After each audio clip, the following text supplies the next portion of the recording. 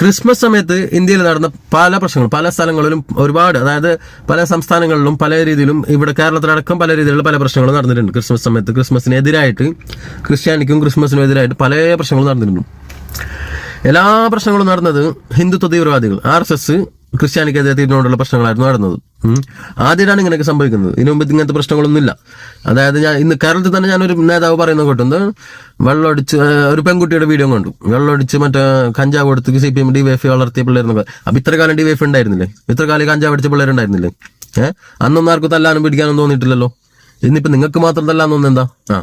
അപ്പൊ അതവിടെ കേട്ടാ അതല്ല. അപ്പൊ ഇതൊരു കൃത്യമായ അജണ്ടയുടെ പുറത്ത് നടന്ന സംഭവങ്ങളാണ്. പല സ്ഥലങ്ങളിലായിട്ട് അവിടെ ആയിട്ട് ഇങ്ങനെ നടന്നിട്ടുണ്ടെന്നുണ്ടെങ്കിൽ അത് കൃത്യമായ അജണ്ടയുടെ പുറത്താണ് നടന്നത്. പിറ്റേ ദിവസം മോദി ചർച്ചിൽ കയറി മറ്റേ ചർച്ചിൽ കയറിയിട്ട് ക്രിസ്മസ് ആഘോഷിക്കാൻ പോയത്, ക്രിസ്മസിൽ പങ്കെടുക്കാൻ പോയത്, അതും അജണ്ടയുടെ ഭാഗം തന്നെയാണ്. അതിലൊന്നും ആർക്കും സംശയമൊന്നുമില്ല. ഞാൻ ചോദിക്കട്ടെ, അതിന്റെ ഇടയിൽ വന്ന ഒരു വീഡിയോ ആണ് ഇത്.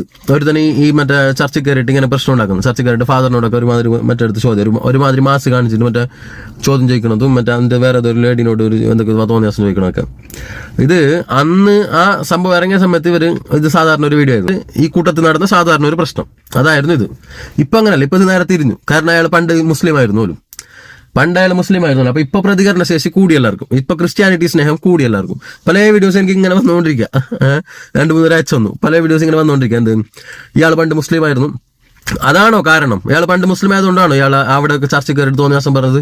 അല്ല, അയാൾ ഇമാതിരി പരിപാടി കാണിച്ചത് അത് അയാൾ മുസ്ലിം ആയതുകൊണ്ടോ അല്ലെങ്കിൽ മുസ്ലിം ആയിരുന്ന സമയത്തും അല്ല. അയാൾ RSSന്റെ ഐഡിയോളജിയിലോട്ട് എന്ന് തിരിഞ്ഞോ അന്ന് മുതൽ അയാൾ ഇങ്ങനെ ആയിരിക്കാം. അയാൾ ഇതിനു മുമ്പ് സംസാരിച്ചിട്ടുണ്ടാവും. ഇതാദ്യമായിട്ടൊന്നും അല്ലായിരിക്കും.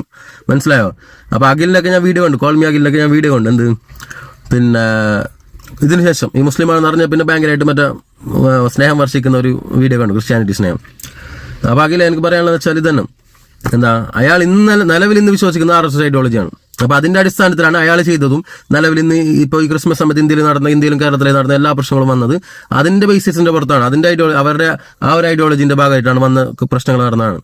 RSSന്റെ തീട്ട് RSSന്റെ തലയിൽ തന്നെ ഇരുന്നോട്ടെ, അത് ഇങ്ങോട്ടേക്ക് എടുത്തിടണ്ട. മനസ്സിലായോ? അല്ലെ വേറെ വല്ല മതക്കാരുടെ തലയിലോട്ട് ഇടണ്ട.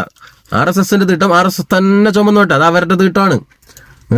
അയാൾ അങ്ങനെ സംസാരിച്ചിട്ടുണ്ടെങ്കിൽ അത് അയാളുടെ ആ ഒരു ചിന്താഗതിയാണ്, RSSന്റെ ചിന്താഗതിയാണ്. മനസ്സിലായോ? അപ്പൊ ഇതിനെ മാത്രം ഇയാൾ മുസ്ലിം ആയതുകൊണ്ടാണെന്ന് പറഞ്ഞിട്ട് ഇതിനെ മാത്രം കത്തിക്കുന്നതിന്റെ ഒരു ഇത് എനിക്ക് മനസ്സിലാവുന്നില്ല.